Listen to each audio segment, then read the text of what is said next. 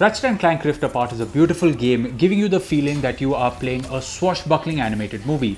But then again, I said the same thing about Ratchet & Clank Into the Nexus on the PS3 and the PS4 remake of the original Ratchet & Clank. Ratchet & Clank Rift Apart dials the visuals up to 11 by implementing features like ray tracing, and in HDR, the game looks stunning. It is a brilliant adventure, one that fans of the franchise will definitely enjoy. But is it the quintessential Ratchet & Clank experience? Well, the story of the game takes place after the Future Trilogy, which was released for the PS3, and if you haven't played those games, it's okay. While there is a small recap in the form of a celebration at the beginning of the game, it doesn't do justice to the legacy of the franchise. It is also a slight disappointment that one of my favorite characters in the game, Captain Quark, has a very small role. But that said, the story has a lot of heart and turns a new leaf for newcomers and veterans of the franchise alike. The story is simple. Clank has rebuilt the Dimensionator so that Ratchet, the lone surviving Lombax, can find his kin. Things don't go according to plan as the evil Dr. Nefarious steals the Dimensionator, causing massive chaos across the dimensions. During the chaos, Dr. Nefarious opens a rift to an alternate dimension where we are introduced to a female Lombax, Rivet, and she is my new favorite Lombax in the franchise. Not only does she have heart, but the voice acting and animation of Rivet is spot on to make you fall in love with the character.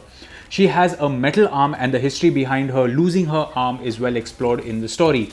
She also has trust issues and shares the same loneliness of being the only Lombax in her universe, one we have explored with Ratchet in past games. She also has some of the best one-liners in the game, which will make you chuckle. In addition to Rivet, there are also callbacks to some beloved characters in the franchise that have a slightly different story in this new dimension.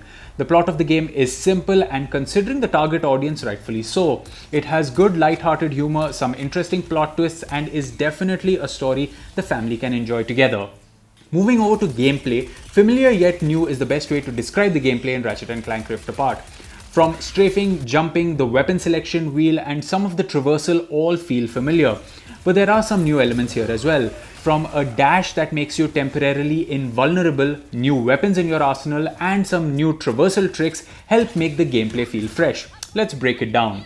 At its heart, the gameplay is the same as we have come to love from previous entries in the franchise. It is a third-person action-adventure game.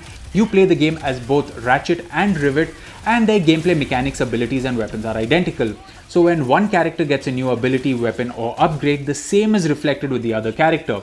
Whether this is a good or bad thing is entirely up to you. Considering the variety in weapons on offer, the gameplay is pretty diverse. Speaking of weapons, in true Ratchet & Clank fashion, we have an interesting mix of some old and new weapons on offer, and the weapons make use of the adaptive triggers on the DualSense controller. The burst pixel, for example, will fire slow but accurate rounds when the trigger is half pulled. When pulled completely, the gun will fire rapid but less accurate rounds. The same for the Enforcer, which is the game's version of a shotgun. Pull the trigger halfway for a single barrel shot, or pull it completely for a double barrel shot. The Negatron Collider charges up as you half pull the trigger, and fully pulling it lets out the charge. This makes the adaptive triggers quite useful for these weapons. In some weapons like the grenade launcher, half pulling the trigger brings up the aim, which can also be achieved by holding down the left trigger. Some weapons are traditional in their firing mechanics and only use the added tension in the triggers for an immersive experience. There are a bunch of new weapons at your disposal this time around. There is the Ricochet, which as the name suggests, ricochets on enemies a few times. There is also the Sprinkler that freezes enemies in place by converting them into plants, and you also have Mr. Fungi, who hovers around you and fires a swarm of fungus spores. In the heat of battle, Mr. Fungi can also distract enemies and draw fire away from you. There are more than 20 weapons that are in your arsenal for you to mix up the gameplay. Like traditional Ratchet & Clank games, the more you use your weapons, the more powerful they get. You also have to visit Mrs. Zircon, who is the weapons vendor in the game, and not only can you buy new weapons from her, but upgrade them as well. The level design in Ratchet & Clank Rift Apart has seen some changes. To begin with, there are vast open areas you will explore with multiple quest objectives, along with some side objectives and collectibles. There are also the standard cinematic set pieces that will keep you at the edge of your seat. The new highlight here is the ability to jump from one level to the next by using a rift, and the SSD loads in a new level in a matter of seconds, making the game feel truly next gen. In fact, once you boot up the game, it doesn't take more than a second or two to load from a save file, or even when you die. It's truly amazing. The game is filled with some truly frantic battles, and while you can choose a set of favorite guns and stick to them for the duration of the game, I highly recommend giving each weapon a chance as they truly diversify the experience. The only downside to the gameplay is the boss battles. While there are diverse planets to explore and some truly epic battles, most of them culminate with the same 4 large enemies, making the boss battles feel quite repetitive. Sure, the Dr. Nefarious battles are the standout highlight, but the game could do with more varying boss battles. You also have pocket dimensions you can visit, which are platforming challenges and usually end with some reward. You also take control of Clank for some puzzle sequences and a small hacking robot for some action-packed hacking sequences, and all these are a fun distraction from the main game. Overall, the gameplay of Ratchet & Clank Rift Apart is frantic and fun, with the only downside being the lack of varying boss battles. Moving to the graphics, Ratchet & Clank Rift Apart looks like a Pixar movie. For a large part of our review, we played the game in the 4K 30fps with ray tracing enabled, and the experience was cinematic and sublime. Considering the number of effects on screen, large groups of enemies, and your weapons firing all over the place, I did not notice the game stutter at all, an incredible technical achievement. From the neon-lit Nefarious City to vast open deserts, the game has a lot of diverse environments you can traverse, and each looks amazing. The effects your guns produce are also a sight to behold, from the flashing muzzle of the Enforcer to the lightning generated when you shock an enemy, or even the flash of a grenade. On a good HDR TV, the dynamic range of this game is an immersive experience. The character models deserve special mention too, especially Ratchet and Rivet. From their fur looking realistically wet in the rain to the Lombax's ears fluttering when grinding on rails or using hover boots, there are many small touches that add to the immersion.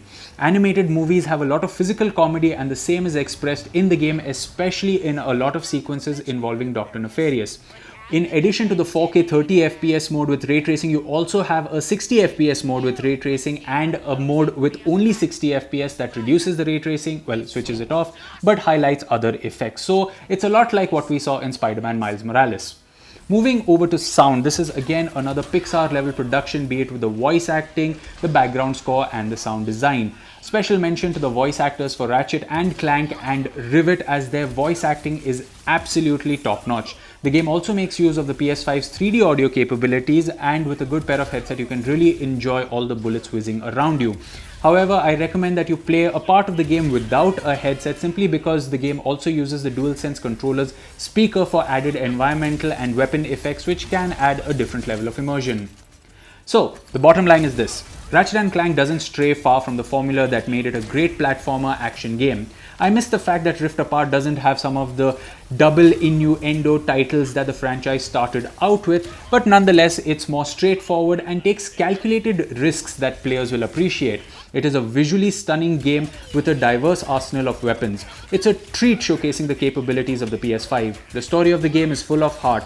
We would have loved to see the game bring more diverse boss fights, but the package on offer will definitely appeal to gamers, especially of the younger age group.